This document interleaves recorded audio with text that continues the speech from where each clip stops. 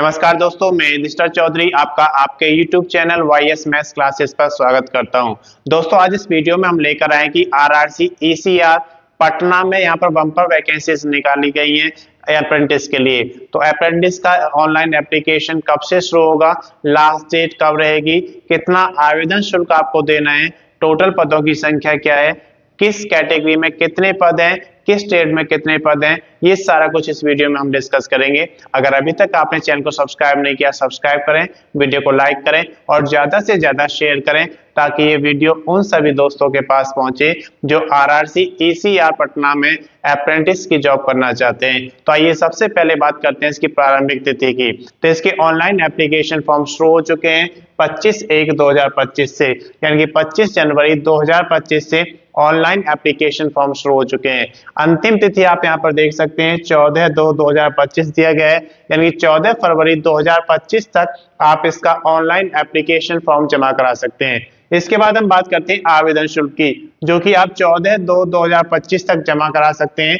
किस कैटेगरी में कितना आवेदन शुल्क आपको देना है आप यहाँ पर देख सकते हैं। तो जनरल, अगर आप जनरल कैटेगरी में हैं, या फिर अनरिजर्व जिनको कहते हैं, या फिर हम सामान्य जाति कहते हैं, या फिर आप OBC जिसे हम अदर बैकवर्ड कास्ट या फिर अन्य पिछड़ा वर्ग कहते हैं, या फिर EWS इकोनॉमिकली वीकर सेक्शन को हम कहते हैं, अगर आप इनमें से किसी भी कैटेगरी में आते हैं तो आपको यहाँ पर 100 रुपए का आवेदन शुल्क देना होगा। अगर आप SC schedule caste, ST schedule type जिसे हम जनजातीय कहते हैं, फिजिकल हैंडीकैप्स यानी कि आप विकलांग हैं, या फिर किसी भी कैटेगरी की महिला कैंडिडेट है, तो आपको यहाँ पर कोई आवेदन शुल्क नहीं देना है। अब ये आवेदन शुल्क आप कैसे जमा करा सकते हैं? अगर आप डेबिट कार्ड यूज करते हैं तो डेबिट कार्ड से इसका ऑनलाइन एप्लीकेशन फीस जमा करा सकते हैं। अगर आप क्रेडिट कार्ड यूज करते हैं तो क्रेडिट कार्ड से इसका ऑनलाइन एप्लीकेशन फीस जमा करा सकते हैं, और अगर आप नेट बैंकिंग यूज करते हैं तो उससे भी इसका ऑनलाइन एप्लीकेशन फीस जमा करा सकते हैं। इसके बाद हम बात करते हैं आयु की। तो जो इसकी आयु है 1/1/2025 यानी कि 1 जनवरी 2025 को चेक की जाएगी। उस समय आपकी आयु 15 वर्ष से 24 वर्ष तक होनी चाहिए, यानी कि कम से कम 15 वर्ष और ज्यादा से ज्यादा 24 वर्ष होनी चाहिए। अगर आप रिजर्व कैटेगरी में आते हैं तो आपको आयु में छूट दी जाएगी। तो आयु में छूट जो मिलेगी RRC ECR पटना के नियम के अनुसार आपको आयु में छूट दी जाएगी, जितनी आपको मिलती है वो आपको यहाँ पर दी जाएगी। इसके बाद हम बात करते हैं यहाँ पर कुल पदों की। तो कुल पदों की संख्या यहाँ पर 1154 दी गई है, जिसमें योग्यता की अगर बात करें तो 10th पास आपका होना चाहिए या फिर मैट्रिक होना चाहिए। किसी भी रिकॉग्नाइज्ड बोर्ड से अगर आपने 10th या फिर मैट्रिक पास किया है तो आप इसके लिए एलिजिबल हैं, आप इसका फॉर्म फिल कर सकते हैं।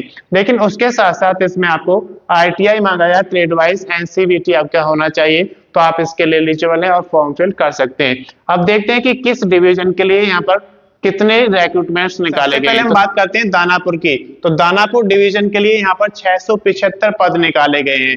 उसके बाद पंडित दीनदयाल उपाध्याय डिवीजन की अगर बात करें तो उसके लिए 64 यहाँ पर अप्रेंटिस की वैकेंसीज निकाली गई हैं। समस्तीपुर डिवीजन के लिए 46 अप्रेंटिस की वैकेंसीज निकाली गई हैं। वर्कशॉप के लिए 110 वैकेंसीज निकाली गई हैं। अगर धनबाद डिवीजन की बात करें तो 156 वैकेंसीज निकाली गई हैं अप्रेंटिस की, और सोनपुर डिवीजन के लिए 47 वैकेंसी निकाली गई हैं। प्लांट डिपो की बात करें तो 29 वैकेंसी यहाँ पे निकाली गई हैं। वर्कशॉप समस्तीपुर के लिए 27 वैकेंसी निकाली गई है अप्रेंटिस की। तो ये आपके डिवीजन वाइज यहाँ पे कैटेगराइज किया गया है कि किस डिवीजन में कितने अप्रेंटिस की यहाँ पर जरूरत है।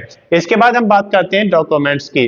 तो जब भी आप कोई ऑनलाइन एप्लीकेशन फॉर्म जमा करते हैं तो उसमें आपको कुछ डॉक्यूमेंट्स अपलोड करने होते हैं। पहले हम बात करते हैं एलिजिबिलिटी की। तो एलिजिबिलिटी में क्या आता है, जैसे कि आपका यहाँ पर 10th पास मांगा गया है और ITI सर्टिफिकेट मांगा गया उस स्टेट में, तो इसके डॉक्यूमेंट्स आपके पास स्कैन कॉपी में होने चाहिए।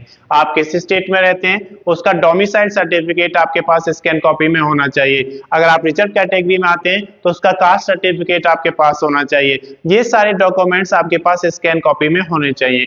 इसके अलावा आपके पास एक वैलिड एड्रेस प्रूफ होना चाहिए और एक वैलिड ID प्रूफ होना चाहिए। इनकी भी स्कैन कॉपी आपके अपने पास रखना है। एक पासपोर्ट साइज फोटोग्राफ आप लेंगे, उसको भी स्कैन कॉपी में आपको रखना है। आप एक पेज पर सिग्नेचर करेंगे, उसको भी स्कैन कॉपी में रखना है। तो ये सारे डॉक्यूमेंट्स आपके पास स्कैन कॉपी में रेडी होने चाहिए जब आप ऑनलाइन फॉर्म फिल करेंगे तो उस समय ये सारे डॉक्यूमेंट्स अपलोड किए जाते हैं। अब इसके बाद हम बात करते हैं बेसिक डिटेल्स की।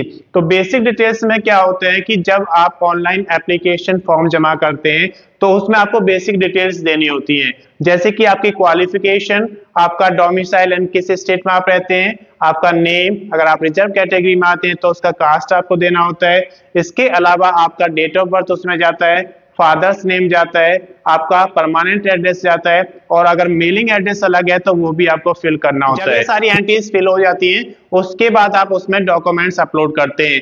जब डॉक्यूमेंट्स आपके अपलोड हो जाएंगे एलिजिबिलिटी के, उसके बाद आप उसमें अपलोड करते हैं अपना फोटो और सिग्नेचर। जब ये सारे डॉक्यूमेंट्स अपलोड हो जाएंगे उसके बाद आप उसका प्रीव्यू चेक करेंगे।